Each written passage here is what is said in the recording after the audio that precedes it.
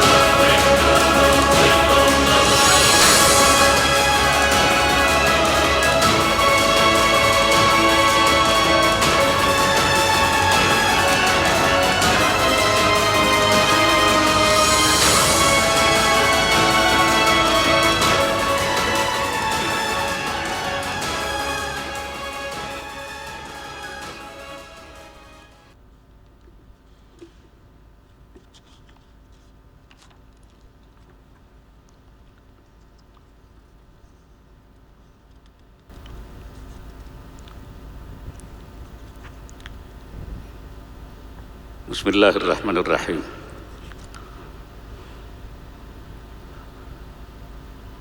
Ibu bapak para pebisnis di kawasan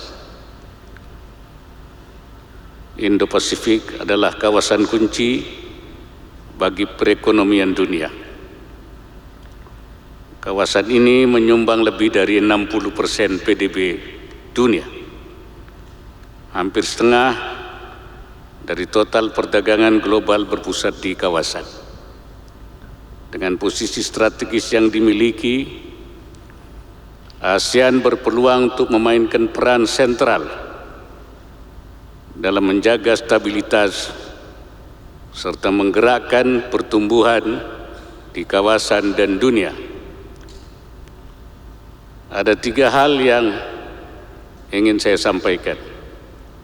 Pertama, ASEAN terbukti tangguh dan adaptif di tengah ketidakpastian ekonomi. Tahun 2023, perdagangan global mengalami penurunan akibat disrupsi geopolitik, namun perdagangan intra-ASEAN mencapai 3,5 triliun dolar AS, melampaui perdagangan di masa pra-pandemi. Investasi ke ASEAN mencapai 229 miliar dolar AS, terus meningkat di tengah penurunan investasi global dengan peningkatan signifikan di sektor keuangan dan teknologi. Capaian ini menegaskan ASEAN sebagai pusat pertumbuhan kawasan dan global. Oleh karena itu, Forum ASEAN Indo-Pasifik diselenggarakan. Saya mengapresiasi penyelenggaraan AIPF tahun ini guna mempercepat penerapan perdagangan ASEAN tentang Indo-Pasifik atau OIP, serta melanjutkan suksesan keketuaan Indonesia tahun yang lalu. AIPF bertujuan memperkuat kerjasama konkret dan inklusif untuk mengubah tantangan menjadi peluang.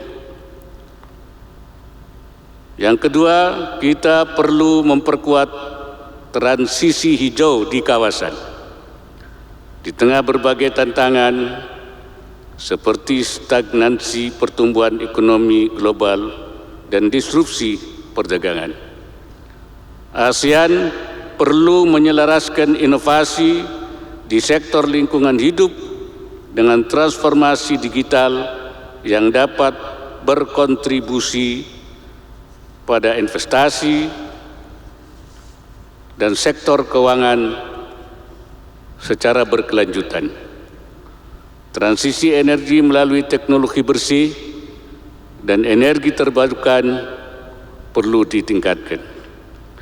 Di ASEAN, investasi hijau mencapai 6,3 miliar dolar AS, meningkat 20% pada tahun 2023. Untuk itu, investasi hijau harus senantiasa didorong demi tercapainya tujuan transisi energi kawasan pada tahun 2030.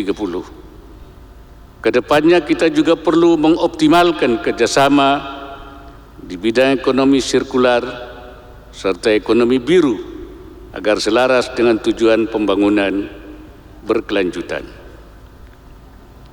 Ketiga, penguatan sinergi dengan dunia usaha merupakan keniscayaan. Kolaborasi antara pemerintah dan swasta sangat krusial. Saya mengapresiasi inisiatif kalangan bisnis untuk meluncurkan Jaringan Bisnis ASEAN Indo-Pasifik atau EIPBN.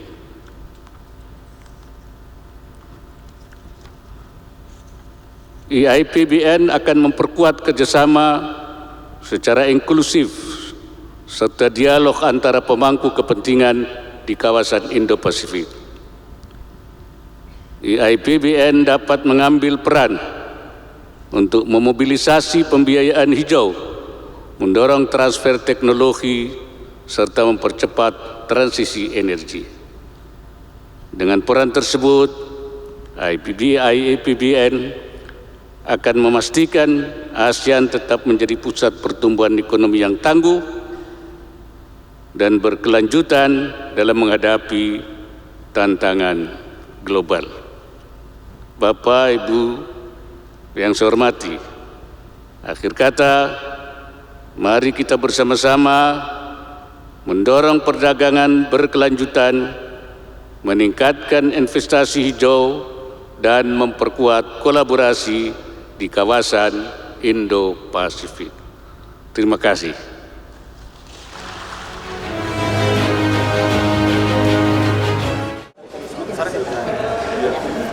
Yang berkualitas.